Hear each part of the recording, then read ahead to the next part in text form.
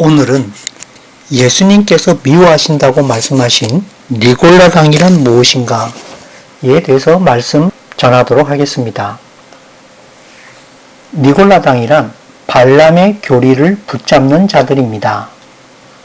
발람이 발락을 가르쳐 이스라엘 자손 앞에 걸림돌을 놓아 우상들에게 희생물로 바친 것들을 먹게 하고 또 음행하게 하였느니라. 계시록 2장 14절 말씀. 대가를 바라고 발람의 잘못을 따라 탐욕을 내며 달려갔고, 유다서 1장 12절 말씀. 이스라엘 자손이 그들을 죽일 때에 보올의 아들 점쟁이 발람도 그 죽은 자들 가운데서 칼에 맞아 죽었더라. 여호수아 13장 22절 말씀. 발람은 누구였나? 발람은 성경 말씀에서 탐욕스러운 대언자, 탐욕의 노예라고 증언하고 있습니다. 또 음욕이 가득한 눈을 가지고 죄를 그칠 줄 모르며 불안정한 혼들을 속이니 그들은 곧 탐내는 습관으로 마음을 단련시킨 자들이요 저주받은 자식들이라. 그들이 바른 길을 저버리고 보솔의 아들 발람의 길을 따르며 길을 잃었도다. 그는 불의의 삭슬 사랑하였으나 자기의 불법으로 인해 책망을 받았으니 곧 말 못하는 나귀가 사람의 음성으로 말하여 그 대언자의 미친 것을 막았느니라. 그들이 저들에게 자유를 약속하나 자신들은 부패의 종이 되었으니 사람이 누구에게 정복되면 그 사람의 노예가 되느니라. 만일 그들이 주 곧 구원자 예수 그리스도를 아는 것을 통해 세상의 오염에서 벗어난 뒤에 다시 그 안에 말려들어 정복되면 나중 결과가 처음보다 그들에게 더 나쁘리니 그들이 의의 길을 안 뒤에 자기들이 받은 거룩한 명령에서 돌아서는 것보다 차라리 처음부터 그것을 알지 못하는 것이 그들에게 더 나았으리라.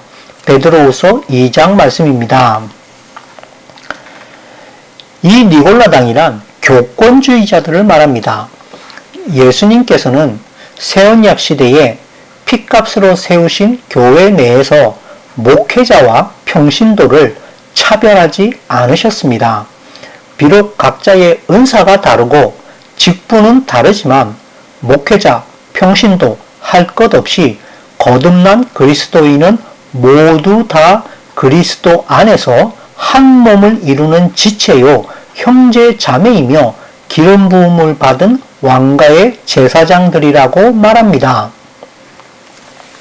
베드로전서 2장 9절에서 너희는 선정된 세대요 왕가의 제사장이요 거룩한 민족이요 특별한 백성이니 이것은 너희를 어둠에서 불러내어 자신의 놀라운 빛으로 들어가게 하신 분께 대한 찬양을 너희가 전하게 하려 하심이라. 그리스도 예수님 안에서 우리가 누리는 자유를 엿보아 우리를 자기 노예로 삼으려고 교회 안에 가만히 들어온 거짓 형제들이 바로 교권주의자들입니다. 이 니골라당을 예수님께서도 미워하신다고 분명히 말씀하셨습니다. 계시록 2장 6절 15절 말씀에 그러나 내게 이것이 있으니 곧 내가 니골라당의 행위를 미워하는도다. 나도 그것을 미워하노라. 이와 같이 내게도 니골라당의 교리를 붙잡는 자들이 있거니와 내가 그것을 미워하노라.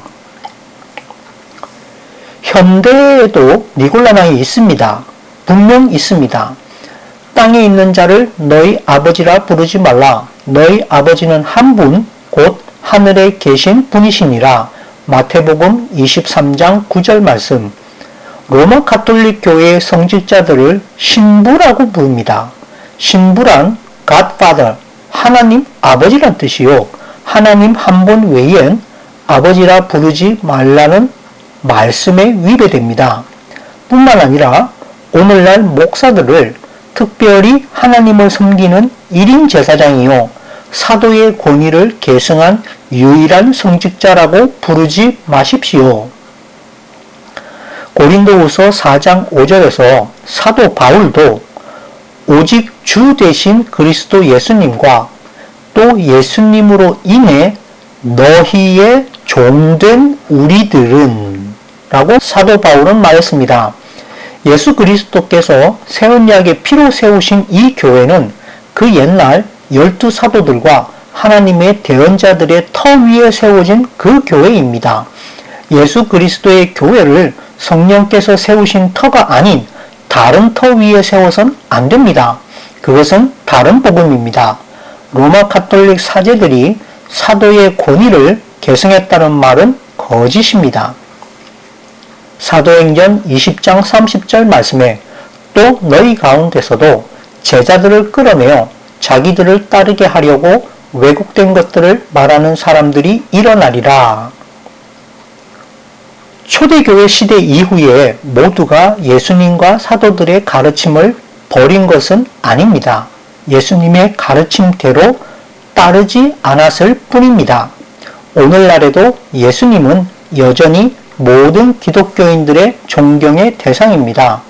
그러나 초대교회 시대 이후 점차 많은 기독교의 지도자들이 예수님을 자기 목적에 따라 이용해 왔을 뿐입니다.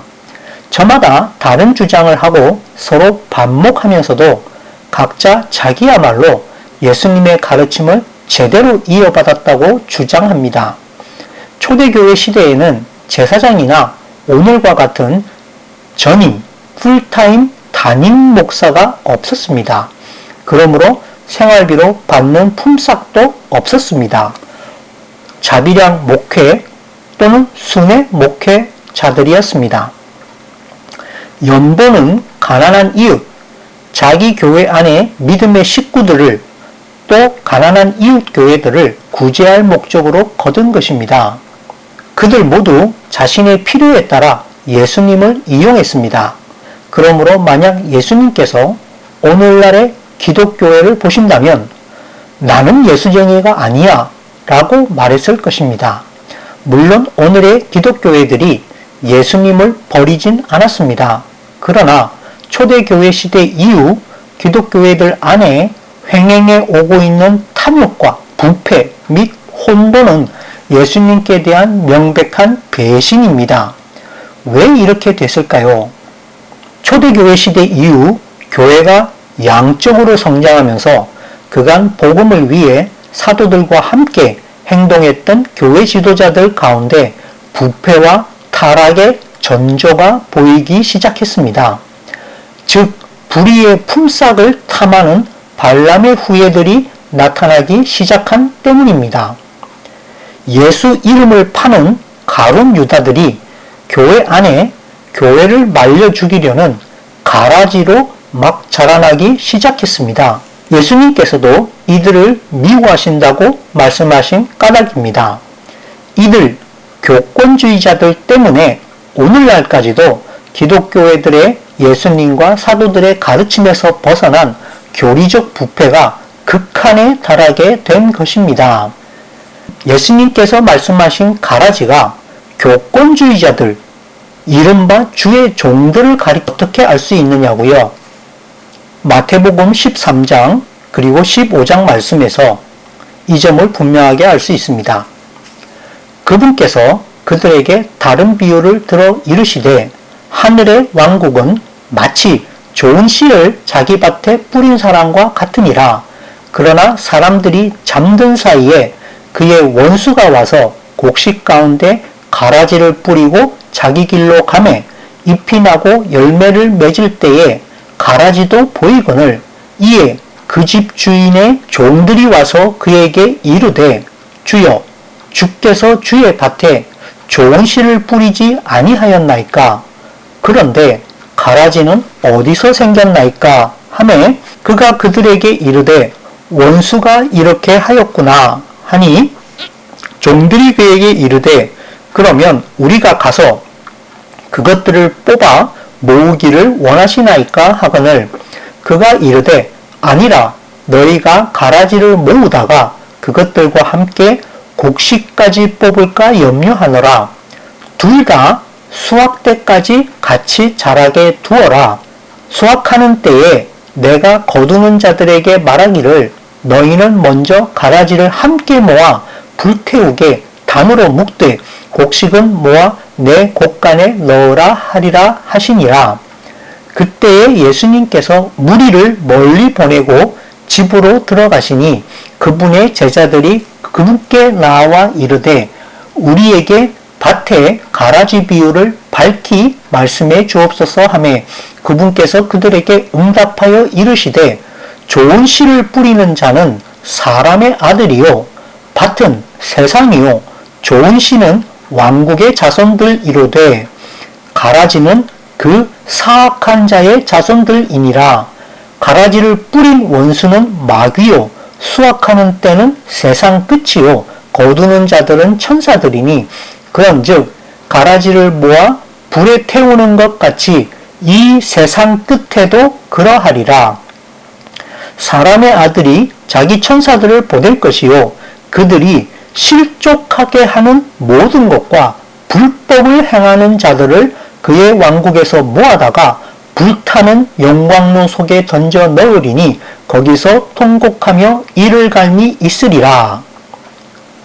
15장 말씀에서 그분께서 대답하여 이르시되 내 하늘 아버지께서 심지 아니하신 초목마다 뿌리채 뽑힐 터이니 그들을 그냥 두라. 가라지들을 그냥 두라.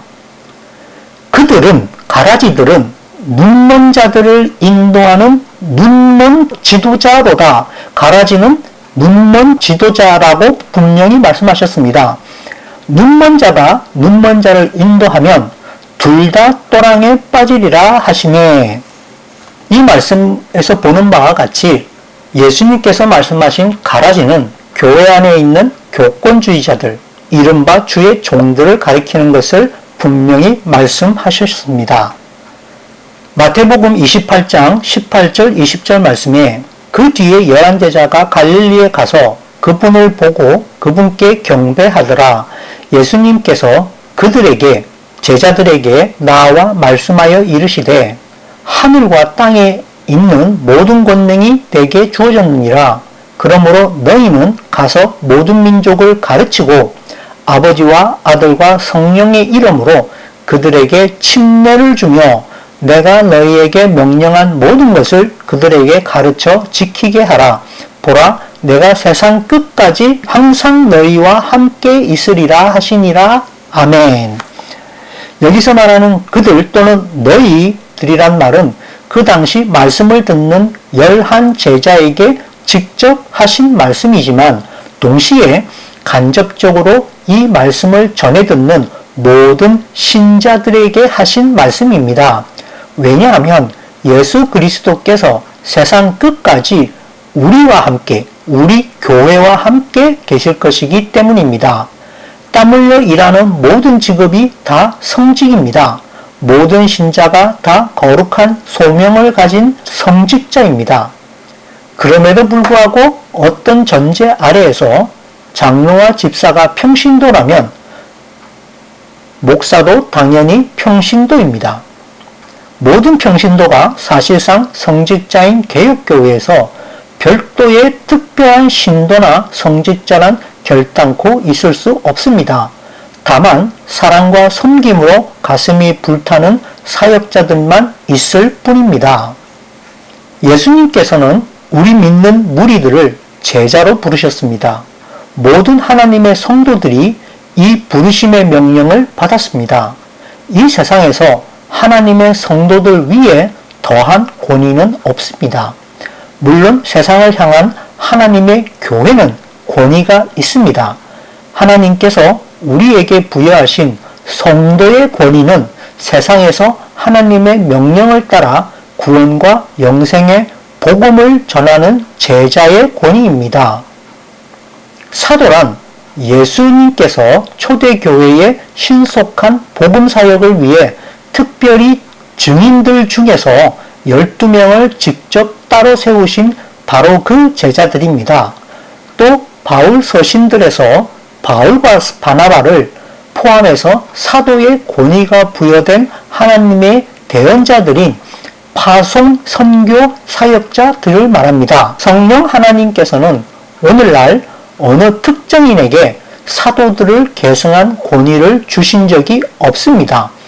우리 모두가 바로 예수님의 제자들이고 복음 전도자들이며 우리 모두가 바로 하나님의 제사장들이기 때문입니다. 오늘날 특정인이 자기가 12사도는 아니지만 성령께서 임명하신 파송 선교 사역자들을 계승한 사도라고 지칭한다면 좋습니다. 우리도 사도입니다. 우리 모두가 복음을 전하고 말씀을 가르치고 설교도 할 수 있는 사람들입니다. 스테반 집사를 생각해 보십시오. 빌립 집사를 생각해 보십시오. 아굴라와 브리스길라 집사 부부를 생각해 보십시오. 초대교회에는 전문 사역자, 풀타임 사역자라는 개념이 없었습니다. 믿음 좋고 성경 잘 알고 가정에서 모이는 가정교회 내에서 신앙 수준이 검증되면 가르치는 장로, 가르치는 목자가 됐습니다.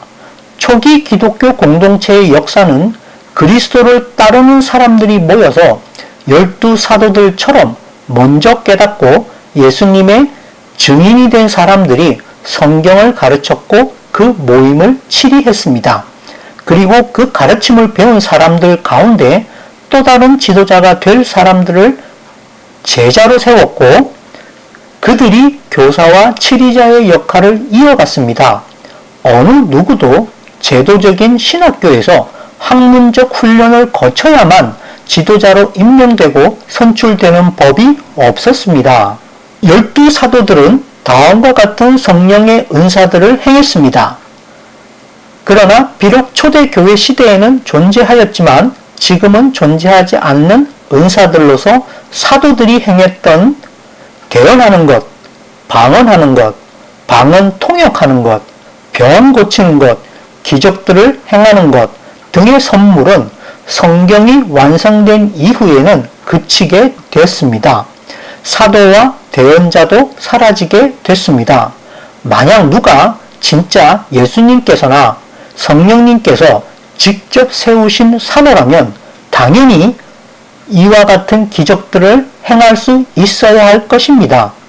성경이 완성된 직후 하나님께서는 누구든지 은혜의 보좌 앞으로 나와서 그분의 뜻대로 무엇이든지 구하면 지금도 개인적으로 이와 같은 은사를 주시지만 특별히 초대교회 시대에 신속한 복음사역을 수행하기 위해 사도들에게 주셨던 이런 은사들은 초대교회 시대 이후 공적으로는 그치게 됐습니다. 뿐만 아니라 여러분들은 대제사장이신 그리스도 예수님의 이름을 힘입어 하나님 앞에 직접 나와 하나님께 예배드릴 자격이 있습니다. 결론을 맺겠습니다. 성령 하나님의 역사로 인해 초대교회 시대로부터 새롭게 부흥하던 교회에 가만히 들어온 교권주의 사상이야말로 오늘날까지 이어져 와서 주 예수 그리스도와 사도들의 터 위에 세운 교회를 부패시켜 우리에게 부탁하신 착한 일들, 즉 이웃의 구제와 복음 선교를 통해 이웃사랑을 펼쳐 보이는 일들을 못하게 막거나 할 여력이 없게 단물을 빠는 기생충, 암세포 또는 원수가 뿌려놓은 교회 안의 가라지들입니다. 고린도후서 11장 13절 14절 말씀에 그러한 자들은 거짓 사도요 속이는 일꾼이며 자기를 그리스도의 사도로 가장하는 자들이니라. 그것은 결코 놀랄 일이 아니니 사탄도 자기를 빛의 천사로 가장하느니라. 그런즉 다른 사람을 가르치는 네가 네 자신은 가르치지 아니하느냐? 사람이 도둑질해서는 안 된다고 선포하는 네가 도둑질하느냐? 사람이 간음해서는 안 된다고 말하는 네가 간음하느냐? 우상들을 몹시 싫어하는 네가 신전, 교회 물건을 몰래 취하느냐, 교회 돈을 몰래 강탈하느냐, 도적질하느냐, 율법을 자랑하는 네가 율법을 어김으로 하나님을 욕되게 하느냐. 이것은 기록된 바 하나님의 이름이 너희 가라지 주의 종들로 말미암아 이방인들 가운데서 모독을 받는도다 함과 같으니라. 로마서 2장 말씀입니다. 내가 여러 번 너희에게 말한 적이 있고 지금도 눈물을 흘리며 말하는 많은 사람들 곧 그들이 그리스도의 십자가의 원수로 걷느니라. 그들의 마지막은 파멸이요 그들의 하나님은 그들의 배요 그들의 영광은 그들의 수치스러운 일에 있고 그들은 땅의 일들을 생각하느니라. 빌립보서 3장 18절 19절 말씀. 그런 자들은 우리 주 예수 그리스도를 섬기지 아니하고 자기 배를 섬기며 좋은 말과 빼어난 말솜씨로 순진한 자들의 마음을 속이느니라. 로마서 16장 18절 말씀. 하나님의 상속 백성 위에 군림하지 말고 오직 양떼에게 모본이 되어. 베드로전서 5장 3절 말씀. 이들이 바로 교회 안에 가만히 들어온 원수가 뿌려놓은 가라지들입니다. 오늘은 여기까지 하겠습니다. 감사합니다.